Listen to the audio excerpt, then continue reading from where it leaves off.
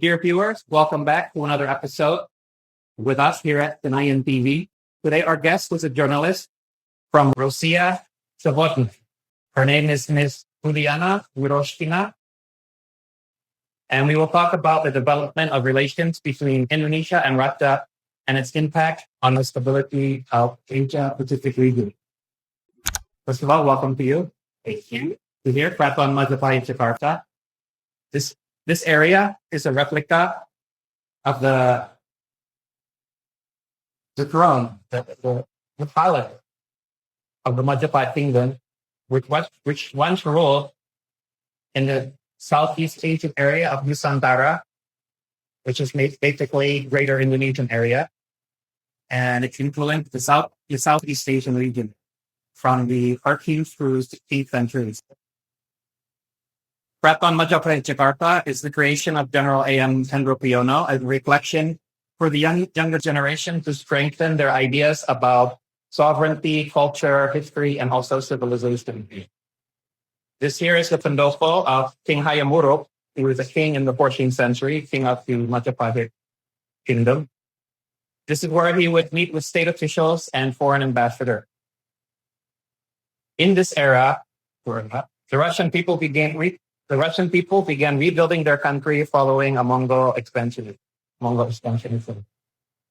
So both the people of Indonesia and Russia have faced Mongol invasion, but in the end, they emerged victorious. So today, in 2025, Russia and Indonesia have had relations for 75 years. How can you describe the current relationship between Indonesia and Russia? Thank you so much. Well, first of all, thank you so much for having me here today. Terima kasih. I'm very happy to be here, to be back here, actually. The Kraton is an amazing place. It really radiates this energy of preserving the great history of Nusantara. And I do wish that more people from Russia could have the opportunity to know about this.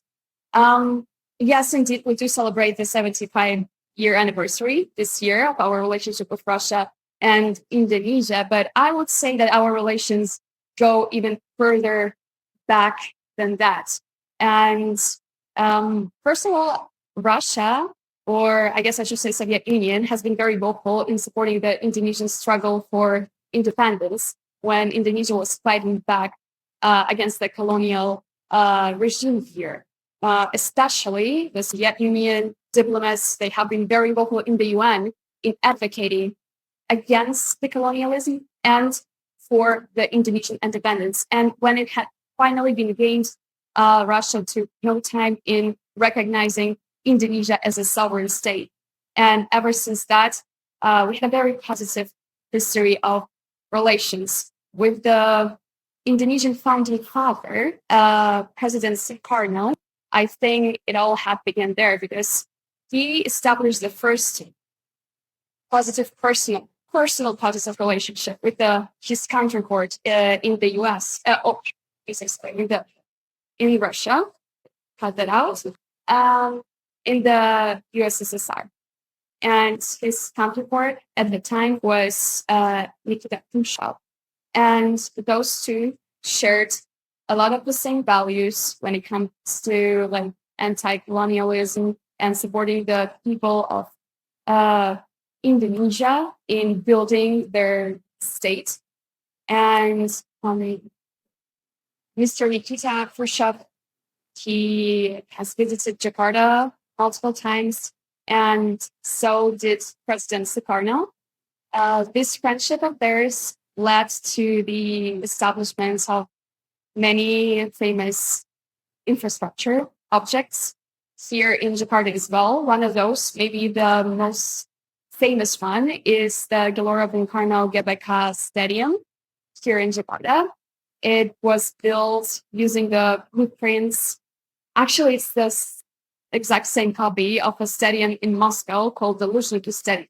And the story goes that once Sukarno celebrated his birthday in Moscow, like in this Luzhniki Stadium. And again, the story goes that he was so impressed by how France and, bigger than a person. It looks that he wanted the same thing here in Jakarta. And, so the wish was fulfilled, and we still have the stadium here, and still a lot of major events do happen in the GBK. So to me personally, it feels like a little piece of Moscow here in the but let's go back to the history of our relations. And it's not only infrastructure, and it's not only Karnal and the Khrushchev times, because for 75 years, we have always maintained this spirit of friendship, both personal when it comes to the leaders, and also people to people, culture to culture, economy to economy, et cetera, et cetera, et cetera. When it comes to the recent development, I would say that the latest administration, the current administration of Prabowo Subianto and his red and white ministerial cabinet has really shown that we have not reached the full capacity of public friendship, because each month it feels like we have more and more projects together in all the spheres across the board, from defense, economy, investment, that's a big one, to people, humanitarian, cultural, educational, etc. So I would say that 75 years is a very good point to reflect on this relationship that we had so far, and to realize that we have so much more potential. As a journalist residing here in Jakarta, in Indonesia, it's been a very eye-opening time, because I have really realized how good of the friends we really are, and how rare of a friendship it is.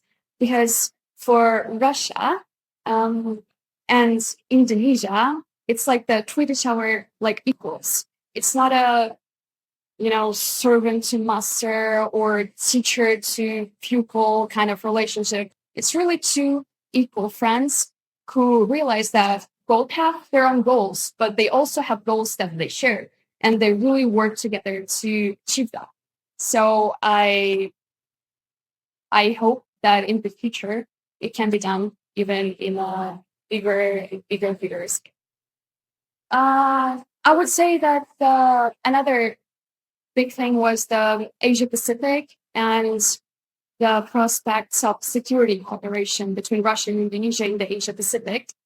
So I think this is a very important point to tackle, because while we both have interests in the Asia Pacific, we don't have any conflicts, right? And it is a very common story in the Asia Pacific and the South China Sea that countries can have both interests and conflicts when it comes to them, protecting their sovereignty. But Indonesia and Russia is a very interesting case, because we don't have any conflict in the region, and everything that we can do together will be for the better. We don't have to find a common ground. We don't have to find a compromise. We can just do our thing, and this will satisfy both parties. So I think this is a very lucrative relationship in that regard. Under the Prabowo Subianto administration, Indonesia is gearing up the defense and the protection of its sovereignty. Only yesterday, the Ministry of Defense announced that it's gonna create 150 new battalions each year to protect the crucial infrastructure of Indonesia, including the crude oil and refineries, etc. Russia has a very big experience, very diverse experience too when it comes to the very same thing. So I think this is one of those spheres where we can really share our perspective, our experience, not to impose it, but to maybe just share it from the perspective of someone who has gone through that and has only the best intentions in mind. And last year we had our first maritime exercise called Aruda between Russia and Indonesia. It went so well that they decided to make it maybe happen every other 2 years or every year, something like that.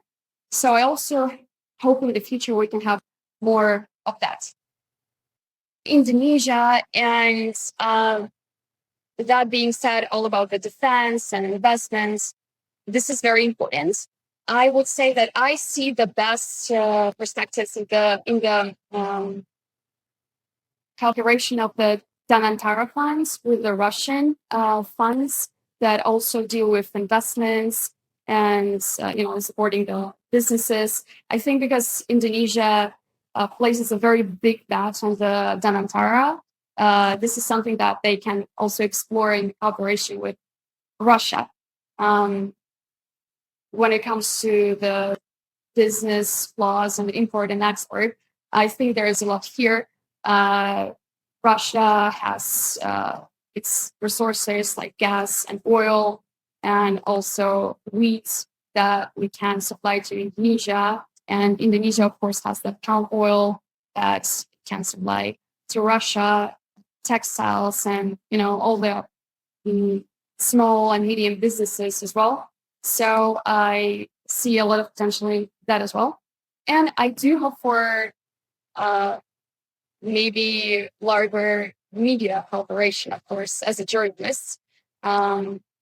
I do hope that our media outlets, newspapers, news agencies can have a really good cooperation, friendship, practice of exchange, maybe as well, so that the people of both our countries really know what's going on and get accustomed to each other through the media.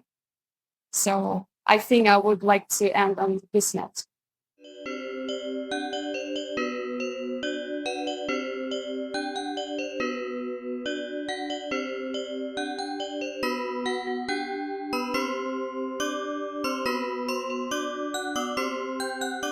Okay, this is the Grand Hall of Grand Duke Gajah Mada, a place usually used for dinners. Okay, take two.